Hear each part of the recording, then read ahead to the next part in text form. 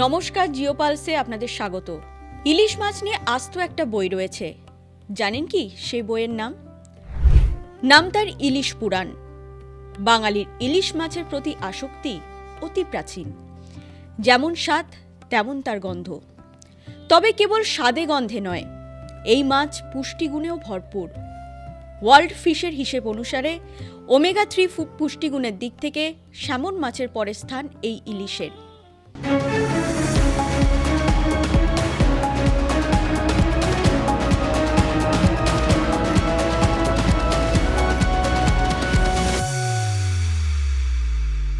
পৃথিবীর প্রায় 65% ইলিশের উৎপাদন হয় বাংলাদেশে।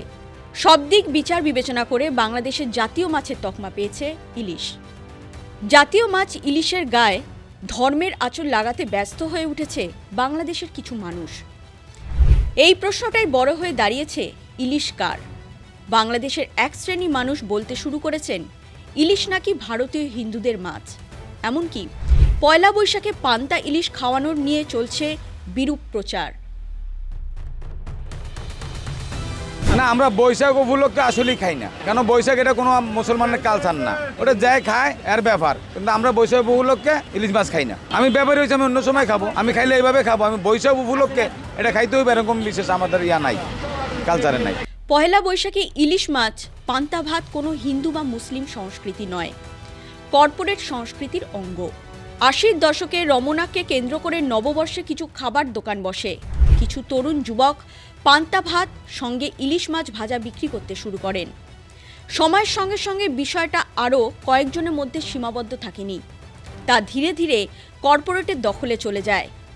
কিন্তু এই বিষয়টাকে হাইলাইট না করে পয়লা বৈশাখে পান্তা ভাত ও ইলিশ মাছ হিন্দু সংস্কৃতির অঙ্গ বলে চালিয়ে দেওয়া হচ্ছে দিব্যি।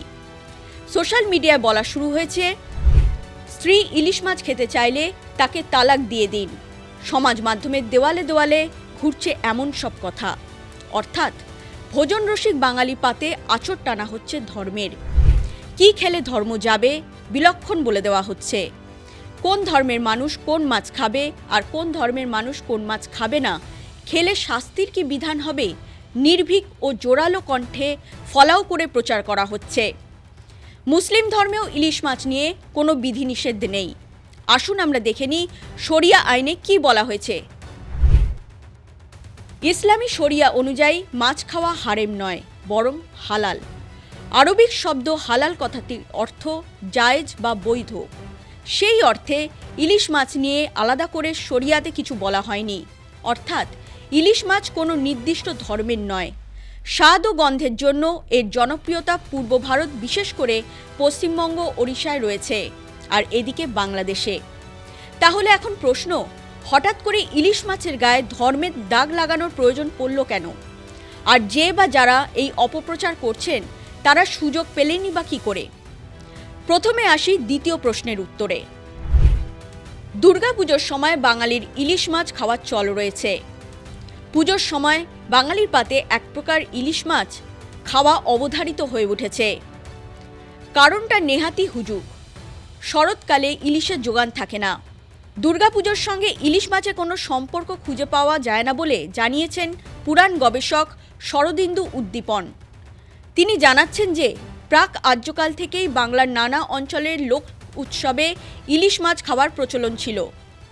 দুর্গাপুজোয় ইলিশ মাছ ভোগ দেওয়ার যে প্রথা এখন দেখা যায়, তার কোনো পৌরাণিক ব্যাখ্যা নেই। কাজেই এটা ধর্মের অঙ্গ নয়, বরং উৎসবের অঙ্গ। পুজো পার্বণে সমবেত হয় হিন্দু বাঙালিরা, দেদার চলে খাওয়া দাওয়া। দাম বেশি হলেও ভোজন রসিক বাঙালির পাতে স্থান পায় ইলিশ। বাঙালি হোটেল রেস্তোরাঁ তো বটেই, অনেক পশ্চিমা কায়দার হোটেলেও দুর্গাপুজোর স্পেশাল মেনুতে থাকে ইলিশের পদ। লক্ষ্মী পুজো ও সরস্বতী পুজোয় কোনো কোনো অঞ্চলে জোড়া ইলিশ খাওয়ার রীতি রয়েছে। বাঙালির এই হুজুগকেই কাজে লাগাচ্ছে কট্টরপন্থী মুসলিমরা। ভারত বাংলাদেশের মধ্যে বিগত কয়েক বছর ধরে ইলিশ নিয়ে কূটনৈতিক টানাপোড়েন শুরু হয়েছে। সাবেক ইউনূস সরকারের আমলে সেই তিক্ততা বেড়েছিল বহু গুণে। বাংলাদেশ থেকে যেমন ইলিশ যায় ভারতে, তেমন ভারত থেকে চাল, আলু, পেঁয়াজ পৌঁছে যায় পদ্মা পারে।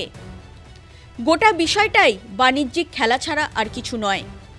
ইলিশ বিরোধিতার নামে যে বা যারা ন্যারেটিভ তৈরি করছেন তারা ভুলতে বসেছেন ইলিশ রপ্তানি করে প্রচুর মার্কিন ডলার কামায় বাংলাদেশ। বর্তমানে বাংলাদেশের বৈদেশিক মুদ্রার রিজার্ভ 35.13 বিলিয়ন মার্কিন ডলারে দাঁড়িয়েছে। আন্তর্জাতিক মুদ্রা তহবিলের হিসেব পদ্ধতি BPM-6 অনুযায়ী বাংলাদেশে বর্তমানে রিজার্ভের পরিমাণ 30.46 বিলিয়ন মার্কিন ডলার। এক সপ্তাহের ব্যবধানে রিজার্ভ কিছুটা বাড়লেও দেশে যে পরিমাণ ডলার মজুদ থাকার কথা তা যথেষ্ট কম। হিন্দুত্বের জিগির তুলে ইলিশ নিয়ে যে অপপ্রচার শুরু হয়েছে তাতে ভারত বাংলাদেশ থেকে ইলিশ কেনা বন্ধ করলে একদিকে যেমন দেশের ডলার উপার্জন মার খাবে, পাশাপাশি দেশের বাজারে ইলিশ বিক্রি বন্ধ হলে অথবা কমে গেলে আদতে তার সরাসরি প্রভাব পড়বে মৎস্যজীবীদের উপার্জনে। কাজেই যে বা যারা এইসব সোশ্যাল ন্যারেটিভ তৈরি করছেন অবিলম্বে তাদের বিরুদ্ধে ব্যবস্থা নেওয়ার প্রয়োজন। না হলে আগামী দিনে এই সোশ্যাল ন্যারেটিভগুলি আত্মঘাতী হয়ে দাঁড়াবে বাংলাদেশের পক্ষে। দেশের ভাড়ারে পড়বে টান। এরকম আরও খবর পেতে সাবস্ক্রাইব করুন, নজর রাখুন জিওপালস টিভিতে।